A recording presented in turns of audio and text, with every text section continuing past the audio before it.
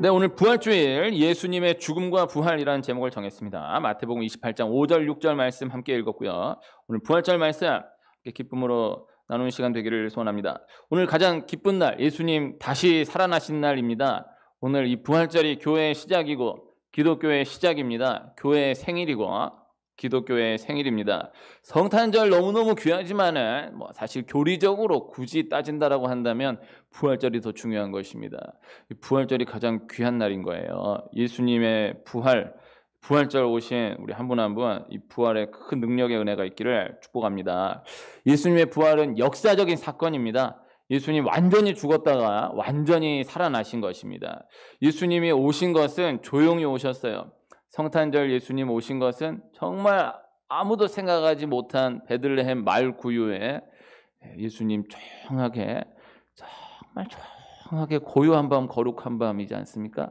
고요한 밤, 거룩한 밤에서 이렇게 태어나신 거예요. 응애 태어나신 거예요. 아무도 생각하지 못했던 목자들이 와서 경배하고, 먼 곳에서 동방 박사가 와서 예물을 드리고 경배하지만 예수님 태어났다 요란하게 태어나신 게 아니에요. 그러나 예수님 죽으심은 아주 요란하게 죽으시는 것입니다. 모두가 알도록, 그 당시 살아있던 모든 사람들이 다 알도록, 예수님에 대해서 관심이 전혀 없는 사람들까지도 가장 높은 동산의 십자가에 못 박혀 죽으심으로 이 사람 완전 죽었다라는 것을 다 모를 수가 없도록, 다 알도록 죽임을 당하신 것입니다. 이것이 중요한 거예요. 또 완전히 죽었다가 완전히 살아나셨다. 그래서 완전히 죽은 것이 확인되는 거예요. 온 천하에 완전히 죽으셨다. 마지막 옆구리 찌르고 물과 피 다 쏟으시고 다리를 꺾으려고 할 때 예수님이 숨이 멎었다라는 것을, 완전히 죽으셨다라는 것이 온 천하에 증거된 이후에 십자가에서 내려지는 거예요. 그리고 또 완전히 살아나신 것이 확인되는 것입니다. 유명한 파스칼이 말하기를, 만일 예수의 제자들이 부활이 거짓임을 알았다고 가정해보라. 그중 한 사람이라도 본심으로 돌아갔을 것이고, 만일 그랬더라면 예수의 부활은 송두리째 붕괴되었을 것이다. 그러나 저들은 순교를 하면서도, 죽음을 당하면서도 부활을 입증하였다라고 말하였습니다. 설교의 형태 두 가지, 설득과 선포. 설득이 중요합니다. 설득이 필요하고요. 또 설득할 수 있는 거예요.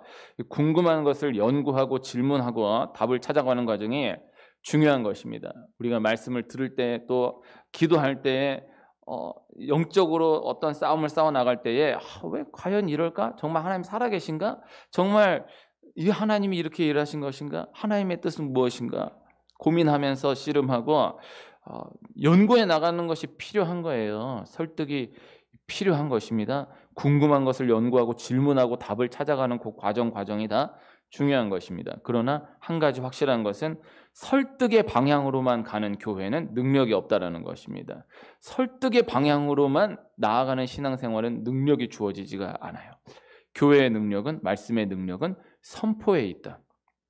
그래서 우리는 영적으로 늘 어린아이가 되어야 하는 거예요. 어린아이에게 하나하나 가르치고 알려주고 이야기해 주어야 해요. 요사이 아동 교육은 또 그렇게 많이 권면하고 있어요. 아이가 할 때, 야, 너 이렇게 엄마가 시키는 거니까 그렇게 해.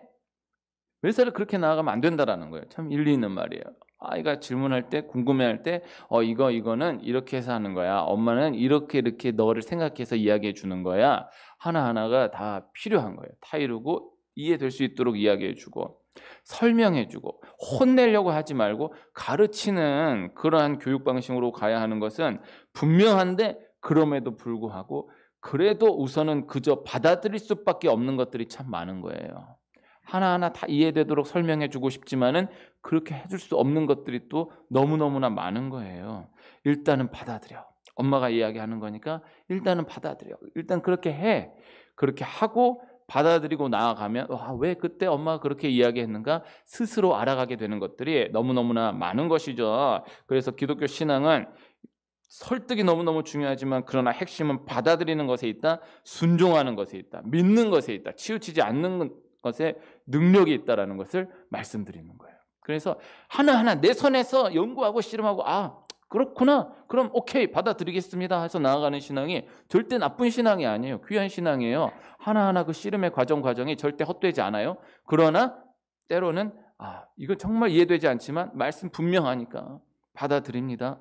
믿고 나아갑니다. 순종합니다. 나아갔을 때 돌아보면 그때 내가 정말 아무리 이해하려 해도 이해할 수 없었겠구나라는 것들이 너무너무나 많은 것이죠. 이 부활은, 예수 그리스도의 부활은 그것에 초점이 맞추어져 있는 것입니다. 예수님 부활을 믿는 것이 온전히 예수님을 받아들이는 것이다. 예수님 부활로 인하여서 교회의 모든 것, 기독교의 모든 것이 다 의미를 가지게 되는 것이다 라는 것입니다. 이 고린도전서 15장이 부활장인데요. 오늘 새벽에 부활장 말씀을 함께 나누었는데 그 가운데서 몇 절만 제가 읽어드리면, 고린도전서 15장 14절 말씀, 그리스도께서 만일 다시 살아나지 못하셨으면 우리가 전파하는 것도 헛것이요 또 너희 믿음도 헛것이며, 19절, 만일 그리스도 안에서 우리가 바라는 것이 다만 이 세상의 삶뿐이면 모든 사람 가운데 우리가 더욱 불쌍한 자이리라. 그리고 58절, 그러므로 내 사랑하는 형제들아 견실하며 흔들리지 말고 항상 주의 일에 더욱 힘쓰는 자들이 되라. 이는 너희 수고가 주 안에서 헛되지 않은 줄 알미라. 예수 그리스도의 부활은 예수님을 믿는 자들에게 가장 중요한 사실이고 진리인 것입니다. 예수 그리스도의 부활로 인하여서 교회와 또 교회 안에서의 모든 수고가 헛되지 않은 거예요. 오늘도 교회 다녀가는 발걸음이 헛되지 않은 것입니다. 네, 당연히 그렇게 받아들이는 것이죠. 그러나 말씀에 근거하여서 기억할 수 있어야 하는 거예요. 예수님 부활하셨기 때문에 내 모든 수고 하나하나가 결코 헛되지 않다. 말씀을 통하여서 주관해 놓는, 증거해 놓는 한 분 한 분 되시길 축복합니다. 사람에게 있어서 가장 무서운 것은 두 가지로 볼 수 있습니다. 죄와 죽음입니다. 네. 그러나 많은 사람들은 이 죄의 무서움을 모르는 거예요. 이 땅 가운데 죄보다 무서운 것이 없는 것입니다. 영적인 거는 그 다음 생각하더라도 세상에서 대단한 사람, 죄 하나만 딱 밝혀지면은 바로 감옥 들어가는 거예요. 감옥에 집어넣는 사람들이 자기 죄가 딱 밝혀지는 순간 남들 감옥에 집어넣었던 사람이 한순간에 자기가 감옥에 들어가는 일들이 너무너무나 많은 것이죠. 죄가 무서운 것입니다. 영적으로 볼 수 있어야 하는 거예요. 예수님이 그토록 고난당하시고 어렵게 구원함을 이루셨다라는 것, 그토록 어렵게 죄를 옮기셨다라는 것, 그토록 죄를 옮기는 것이 가장 어려운 기적이었다라는 것을 기억해야 하는 것입니다. 그래서 다른 모든 것은 다 말씀으로 하실 수 있었던 하나님께서 말씀으로 하실 수 없으셨던 것 한 가지는 죄를 옮기시는 것이다. 지난주에 함께 나눴던 대로 물로 포도주를 만드신 기적, 말씀으로 하셨어요. 예수님이 엄청 고생하고 수고한 게 아니고 갖다 채워라, 갖다 줘라. 그럼 바로 오병이어 물고기 2마리, 보리떡 5개, 5,000명 먹이신 기적을 예수님 열심히 만들어가지고 그런 게 아니고 기도하시고 축사하시고 나눠 주어라. 5,000명이 먹고 남는 거예요. 그러나 죄를 옮기신 기적은 하나님이 죄야 옮겨져라, 죄야 사해져라 말씀 한마디로 안 되는 거예요. 모든 것들은 풍랑잔잔하게 하시는 것도 말씀 한마디면, 죽은 나사로를 살리신 것도 나사로야 나오라 말씀 한마디면 다 일으키셨던 그 어마어마한 기적을 일으키셨던 예수님께서, 그러나 죄를 옮기신 기적만큼은 철저히 예수님 하나하나 그 모든 고난 다 당하시고 골고다 언덕을 십자가를 지시고 한 걸음 한 걸음 다 옮기셔서 십자가에 온 물과 피를 다 쏟으시고 한 방울 남김없이 다 쏟으시고 죽은 이후에야 그 죄를 옮기신 기적을 이루실 수 있었다라는 것입니다. 그래서 죄를 옮기는 것만큼은 그 아들 예수 그리스도께서 죽으심으로밖에 이루실 수 없었던 것이다. 예수님의 죽음으로 인해서 죄가 옮겨지는 것, 이 이상의 기적이 없는 것입니다. 그리고 죽음에 대해서 생각해 보면 우리가 살아가면 너무 바빠서 또 혹은 너무 좋은 것이 많아서 죽음을 생각하지 못하는 경우들이 많죠. 어린아이들은 당연히 죽음을 생각하지 못하고 연세 드신 분도 죽음을 생각하기 어려운 거예요. 제가 전도하다가 90이 넘으신 어르신을 한번 전도한 적이 있는데 제가 용기를 내어서 90 넘으신 어른한테, 어르신 천국 갈 준비하셔야죠. 저 항상 딱 봐서 최소한 70 넘었다, 80 넘으셨다 하는 분들 전도하면 꼭 천국 가셔야죠. 이렇게 전도했습니다. 근데 나이가 90이 넘으셨다는 분인데 내가 그렇게 보여? 그러면서 전혀 안 죽을 것처럼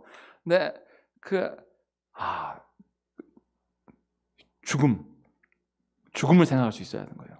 어린 아이도 죽음을 생각할 수 있어야 하는 거예요. 죽음이 있다는 것을 알고 끝을 알고 살아가는 걸음걸음이 능력이 있는 것입니다. 반드시 죽는 것입니다. 그리고 결국 내면 안으로 들어가면 다 죽음에 대한 두려움이 있는 거예요. 제 아내가 간호사로 지금도 뭐 조교같이 연구 간호사로 조금씩 일을 하고 있는데 중환자실에 꽤 오랫동안 근무를 한 적이 있었습니다. 거기서 들었던 이야기, 이런 얘기 많이 들었지만 제가 아내한테 들은 이야기로 참 강하게 남아 있는데, 이 중환자실에 이 근무를 하다 보니까 하루에도 몇 명씩 죽어 나가는 걸 맨날 보는 거예요. 중환자실에 간호사가 하루에 열 몇 시간씩 일하고 이러면은 하루에 1시간만 해도 몇 명이 막 죽어 나가는데, 이게 계속 그렇게 죽어 나가는 걸 보니까는 이게 양면적인 것 같아. 그러니까 그걸 또 막 옆에서는 막 울고 난리가 나는데도 일하는 간호사가 그걸 함께 아파하고 이럴 겨를이 어딨어. 막 경황이 없는데, 일은 다 간호사가 해야 되는데. 근데 막 죽음을 중환자실에서 수많은 죽음을 만나면서 딱 정리가 된다는 거예요. 예수님을 믿는 사람은 평안해. 예수님을 안 믿는 사람은 죽음을 앞에 두고 너무너무 벌벌 두려워하는 거예요. 똑같은 증세로 죽음을 맞이하게 됐다. 그러나 예수님을 안 믿는 사람은 이게 너무너무 험악한 거예요. 예수님 믿는 사람은 가족들이 와서 찬송을 불러줘요. 찬송을 불러주고 말씀을 들어줘. 기도하고 그러면 평안하게 이러고 가는데, 예수님 안 믿는 사람은 죽음을 대단했던 분이다라고 한 분들이 뿔뿔뿔 떨면서 막 너무너무 험악하게 제가 들은 걸로는 간이 상해서 돌아가시는 경우가 제일 험악하대. 그 마지막에는 눈, 코, 입, 귀에서 막 피를 뿜어내면서 이러고 가는 거예요. 똑같은 증세인데, 똑같은 말기 증세로 끝나서 가는데, 예수님 믿는 사람은 너무 평안하게 너무 깨끗하게 가요. 그런데 안 믿는 사람은 을 대면서 너무 험악하게 가시니까는 가족들도 무서워서 못해. 그 나중에는 안 믿는 간호사들도 다 내가 예수님 믿는 그 사람 내가 마무리하겠다는 거. 일이 편하니까 그냥 처리함. 그러나 마지막 한 사람은 너무 험악한 거예요. 다 대단하다고 하는 것 같지만은 죽음에 대한 두려움이 있는 거예요. 죽음을 맞이했을 때 믿는 자와 믿지 않는 자의 가장 큰 차이가 드러나게 되는 것입니다. 예수님이 죄와 죽음을 이기셨다라는 것, 이것은 모든 것을 이기셨다라는 거예요. 높이뛰기 선수가 2m를 뛰었다라는 것은요, 1.5m, 1m는 당연히 뛸 수 있다라는 것이죠. 당연한 소리죠. 네. 그리고 역도 선수가 200kg를 들었다라고 하면은 150kg, 100kg는 당연히 들었다라는 거죠. 당연한 얘기죠. 이 당연한 얘기를 영적으로 원리를 기억할 수 있어야 하는 거예요. 하나님이 그 아들 예수 그리스도를 우리에게 허락해 주셨다라는 것은 그 아래 모든 것들을 우리에게 허락해 주셨다라는 거예요. 이것을 믿어야 하는 것입니다. 예수님이 죄와 죽음을 이기셨다라는 것은, 그 예수님을 우리가 믿는다라는 것은 모든 것을 이기셨다라는 것을 믿는 것이다. 우리는 모든 것을 이긴다라는 것을 믿는 것이다 라는 것입니다. 그래서 꼭 잘 되려고 예수님 믿느냐, 꼭 잘 되려고 교회 나오느냐, 꼭 잘 되려고 예배를 잘 드리느냐, 네, 귀한 마음입니다. 네, 그냥 예수님 믿어야 되니까, 그냥 교회 나와야 되니까, 그냥 예배 잘 드려야 되니까 예배 드리는 한 분 한 분 되시기를 축복합니다만은, 그러나 예수님 믿으면 잘 됩니다. 네, 교회 나오면 잘 된다. 새벽기도 나오면 잘 된다. 예배 1시간 예배 귀하게 드리면 잘 돼요. 이거는 순리적인 원리인 거예요. 우리가 잘 되려고 믿고 잘 되려고 주일 지키고 잘 되려고 하는 건 아니지만, 그러나 예수님 붙들면, 예배 드리면, 교회 나오면 잘 된다. 풀려진다. 다 정리된다. 이것을 꼭 기억해야 하는 것입니다. 예수님은 이 땅 가운데에서 무엇을 하셨는가, 어떻게 사셨는가, 이것이 중요한 것이 아니에요. 세상은 그것을 중요하게 생각하죠. 그러나 그렇지 않아요. 예수님은 이 땅에 오신 것 자체가 중요하고, 죽은 것 자체가 중요하고, 다시 살아나신 것 자체가 중요한 것이다. 그래서 예수님이 이 땅에 왜 오셨는가? 죽으려고 오신 것이다. 그리고 다시 살아나려고 오신 것이다. 3년 동안에 그 모든 행했던 모든 기적들, 모든 말씀들, 예수님 죽으시고 부활하신 것 하나에 비하면 아무것도 아닌 이야기예요. 예수님은 이 땅 가운데서 사랑을 베푸셨다, 사랑을 가르치셨다, 어마어마한 기적을 베푸셨다, 이런 거 하나하나 다 귀하지만은 그 모든 의미는 예수님 죽으시고 부활하심으로 우리의 죄를 사하셨다.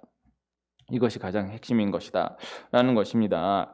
이 여자들이 향품을 가지고 무덤을 갔다가 빈 무덤을 발견한 말씀이 오늘 말씀이에요. 여자들이 예수님 부활을 처음으로 목격합니다. 그리고 제자들에게 전했지만은 제자들은 믿지 못하고 베드로만 예수님 무덤으로 가는 거예요. 예수님 제자들에게 내가 십자가에 곧 죽는다, 그리고 다시 살아난다, 여러 차례에 걸쳐서 말씀하셨지만은 이 제자들이 다 들었지만은 못 알아듣는 거예요. 그런데 베드로가 그 말씀을 그래도 기억해내요. 그래서 그러나 내가 살아난 후에 너희보다 먼저 갈릴리로 가리라 하셨던 예수님 말씀을 기억하고 무덤으로 가는 거예요.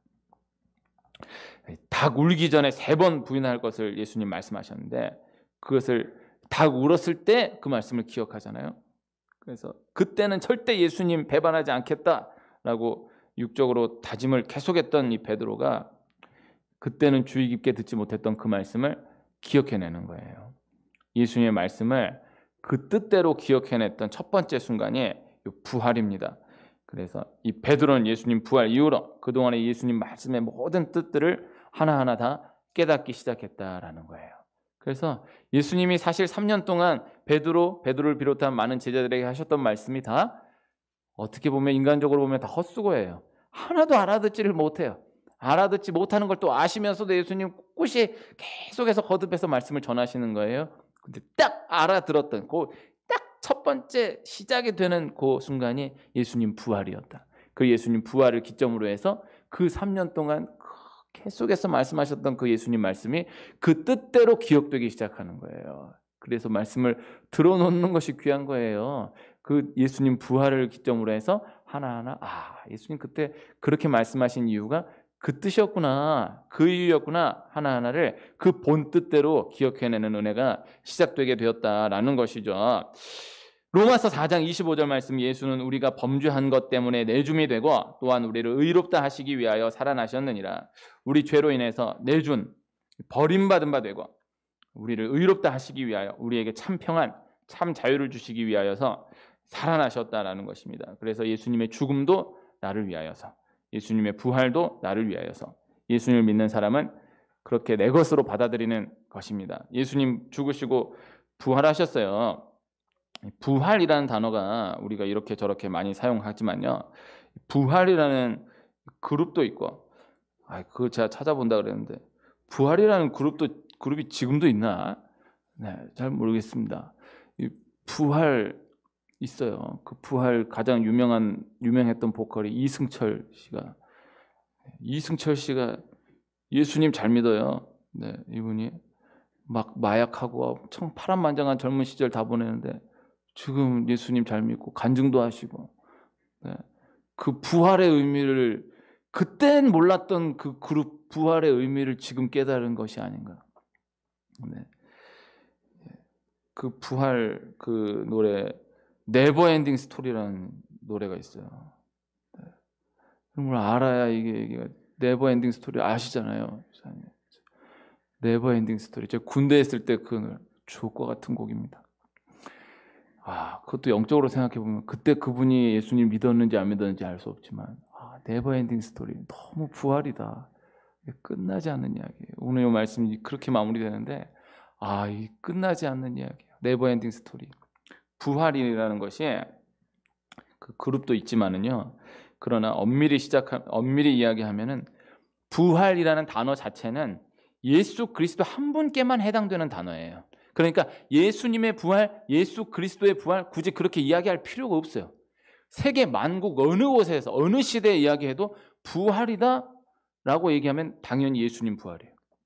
뭐 다른 거는 못하다가 잘했다 부활했네, 정치인이 없어진 줄 알았다가 갑자기 선거에 컴백해서 부활했다, 이거 다 그냥 그 은유적인 의미고, 진짜 부활은 예수님 부활 외에는 단어 자체가 성립되지 않는 거예요. 이거 오해하면 안 됩니다. 부활이라는 개념이 있는데 예수님의 부활을 우리가 배우는 것이구나. 전혀 그렇지 않아요. 부활하는 순간 예수님 부활이에요. 예수님 부활이라고 말할 필요가 없어요. 그냥 부활이에요. 그래서 다시 살아나셨다라는 것, 다시 시작하게 하신다라는 것, 이것 자체가 기독교에만 있는 개념인 거예요. 그래서 세상은 부활의 의미 자체가 없어요. 이 기독교에서 나온 파생된 의미인 거예요. 다시 시작한다, 다시 기회를 준다. 세상은 본래 그런 개념 자체가 없어요. 예수 그리스도의 부활로 인하여서 다 태동된 개념인 거예요.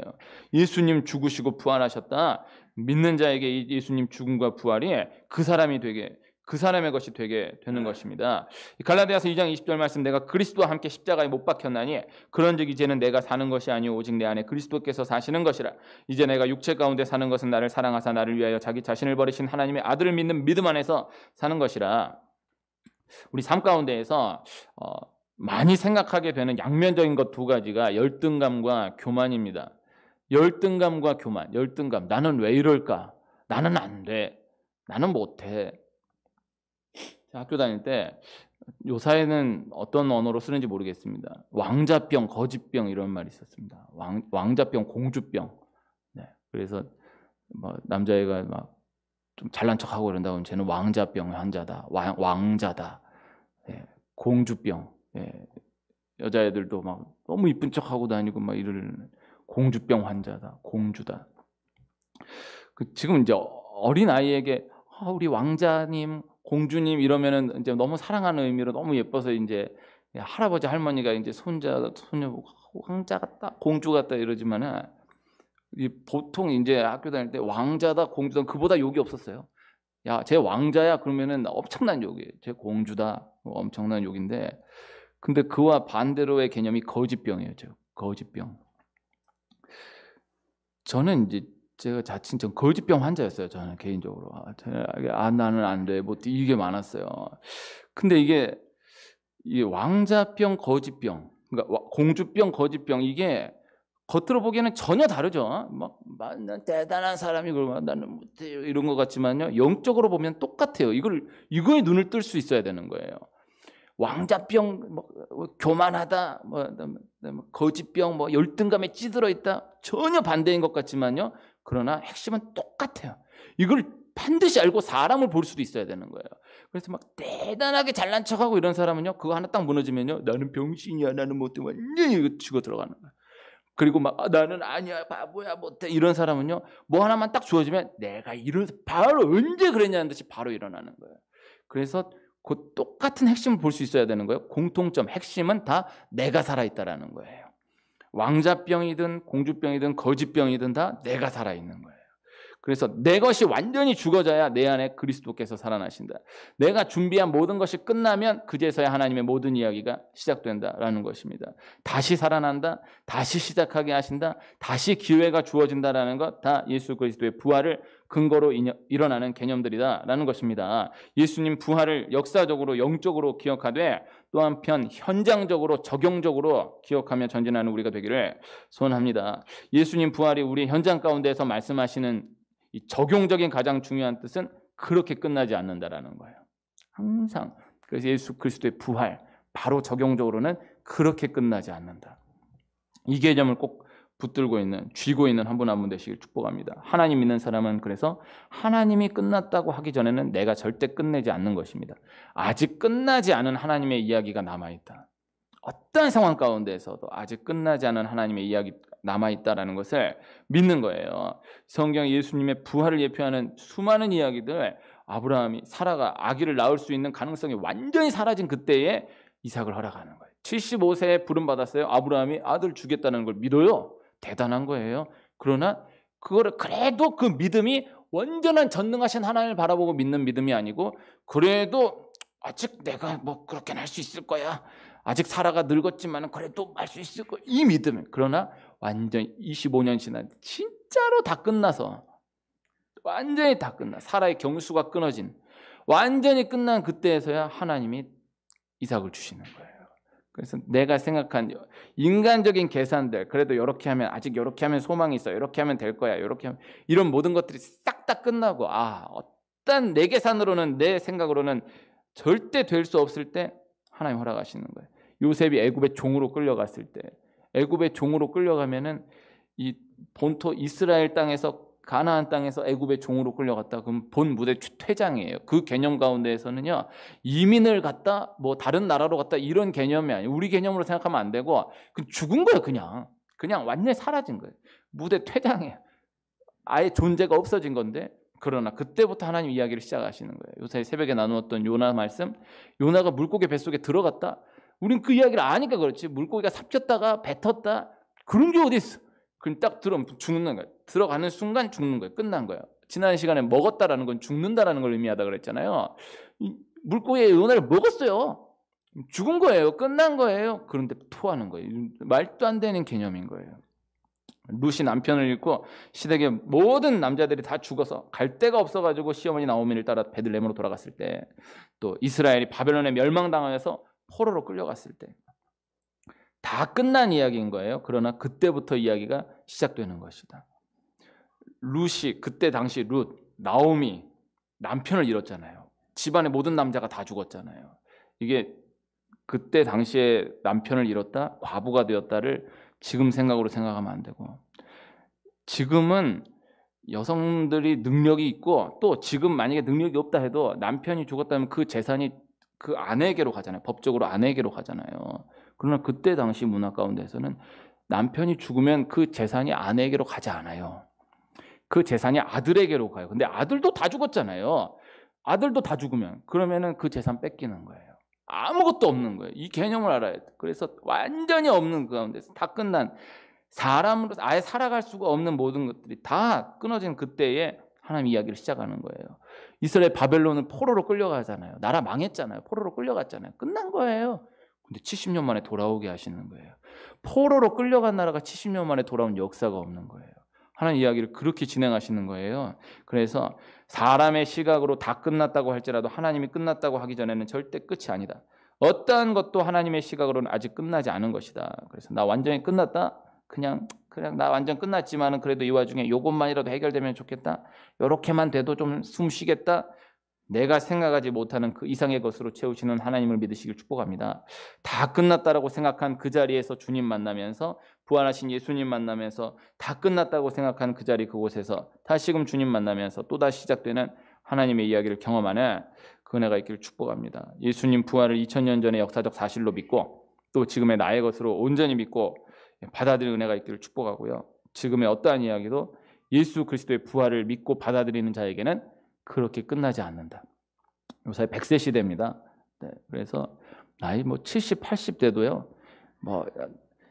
네, 이전에 이렇게 살았으니까 이렇게 살다 죽어요. 그 인생을 살 수가 없어요. 그렇게. 그래서 노인 자살이 많은 거예요. 요 사이는 또 수명은 늘어나는데 인생은 또 빨리 끝나요. 40대도 다 바로 정년 퇴직되잖아요. 나는 이렇게 살아왔으니까 이렇게 그러지 않아요. 그 전에 생각했던 모든 것들이 싹 다 죽어지고 생각하지 못한 이야기를 다시 시작하게 하시는 하나님을 그 은혜로 경험하는 은혜 축복이 있기를 축복합니다. 부활을 믿고 받아들이는 자에게 사람이 생각할 수 없는 하나님의 새로운 시작이 계속된다는 말씀을 전달해드리고, 하나님께서 우리 귀한 한 분 한 분을 그렇게 인도해 가신다라는 말씀을 전달해드리는 말씀 마칩니다. 우리 아까 했던 찬양 선포하라 찬양하고 기도하겠습니다.